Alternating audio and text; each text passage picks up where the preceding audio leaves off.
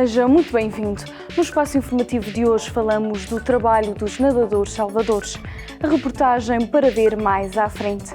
Por agora, saiba que o concurso nacional de acesso a mais de 51 mil vagas ao ensino superior já arrancou mais tarde do que o habitual devido à pandemia, que obrigou a adiar as datas de exames e alterar calendários. 51 mil vagas é o valor mais elevado dos últimos 7 anos. O Governo Regional vai apoiar 139 projetos na área do artesanato regional, com mais 283 mil euros. Estes projetos abrangem áreas que vão desde a formação até à inovação do produto artesanal. Vigiar e salvar vidas são as funções principais de um nadador salvador, mas há todo um trabalho oculto. É preciso encarar a responsabilidade para enfrentar o dia-a-dia e evitar situações de risco.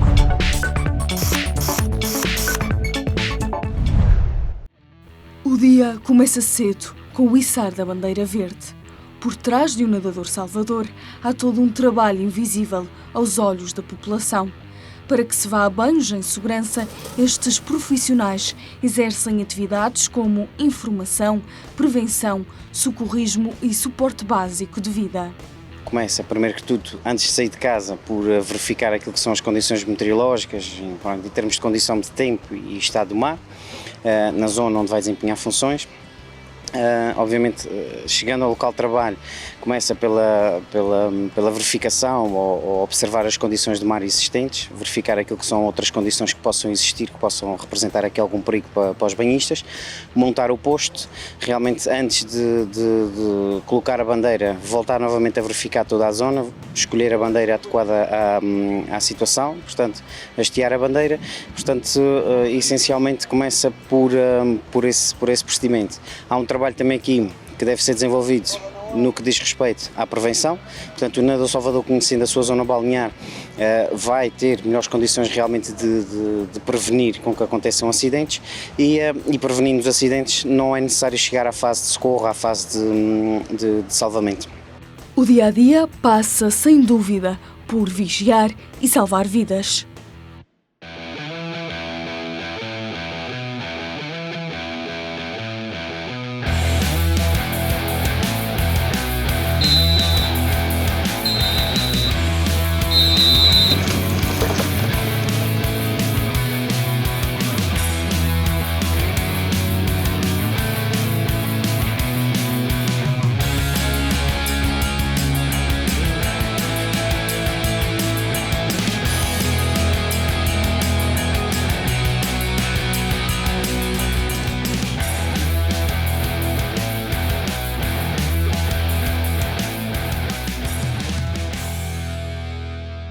Num cenário de afogamento, é preciso ter em conta meios, procedimentos e técnicas adequadas após o reconhecimento da situação.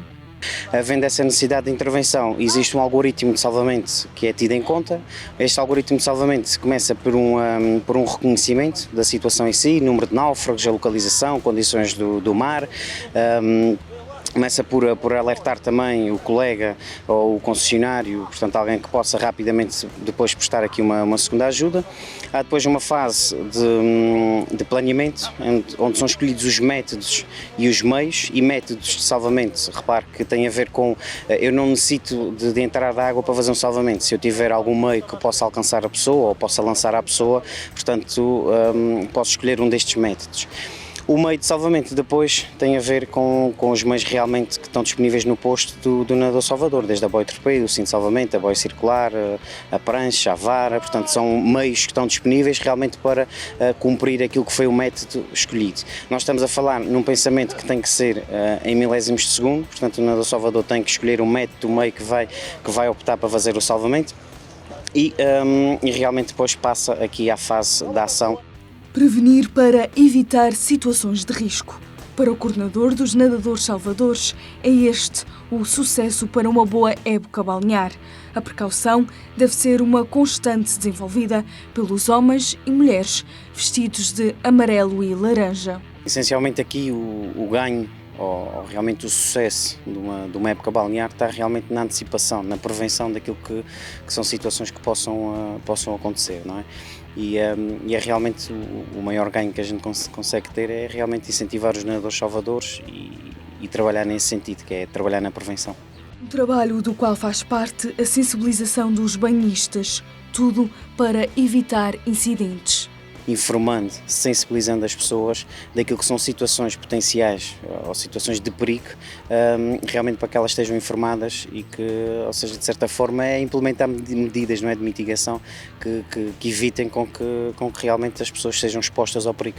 A falta de festas e touradas a juntar com as temperaturas quentes convidam a mergulhos. Até agora, nesta época balnear, já houve cerca de 20 ocorrências.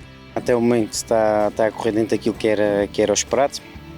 Algumas situações pontuais, obviamente, sobrelotação das zonas, mas até agora, até o momento tem corrido dentro do expectável. Na zona da Praia da Vitória tivemos que intervir, realizamos 20 relatórios, alguns deles que têm a ver pelo menos 3 deles têm a ver com salvamentos dentro da água e outros têm a ver com a evacuação de vítimas, quer por situações de trauma ou situações de doença súbita, mas até o momento, dentro daquilo que é a média dos anos, comparativamente aos anos anteriores, está dentro da média. A sinalização está presente nas zonas balneares, face à pandemia, que alterou também o trabalho destes vigilantes, com a maior afluência de pessoas às zonas de rocha e praia. Em termos gerais, portanto, é positivo. Portanto, numa fase inicial a ideia foi realmente sensibilizar as pessoas, utilizar a sinalética adequada e, portanto, orientar aqui as pessoas um bocadinho daquilo que seriam os procedimentos em termos de distância, a distância de guarda-sóis, as atividades que são realizadas e numa fase inicial realmente tem surtido efeito, tem corrido bem.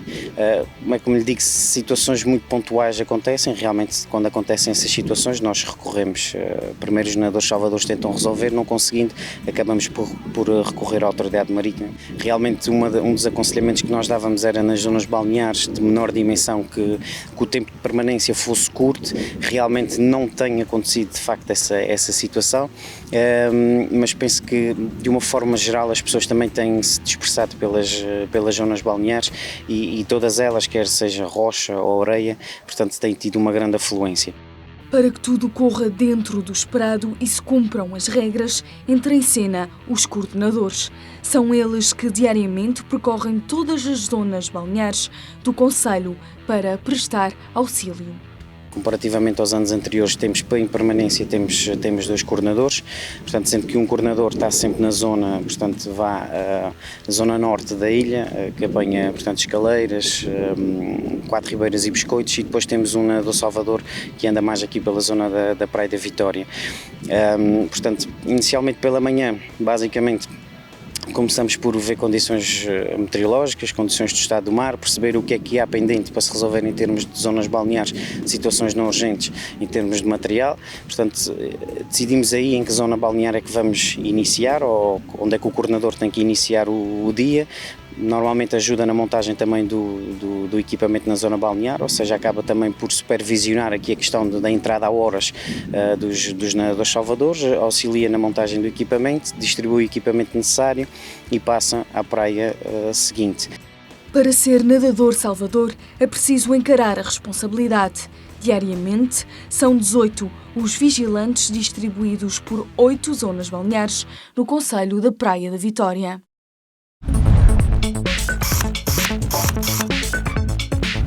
Fique agora com a sugestão. Dia 15 de agosto, pelas 22 horas, o auditório do Ramo Grande acolhe a estreia do trio Last Minute, naquela que promete ser uma viagem pelos estilos musicais popular e jazz. O bilhete tem o custo de 5 € e o espaço é limitado, devido às medidas de segurança impostas pela pandemia. Agora sim chegamos ao final.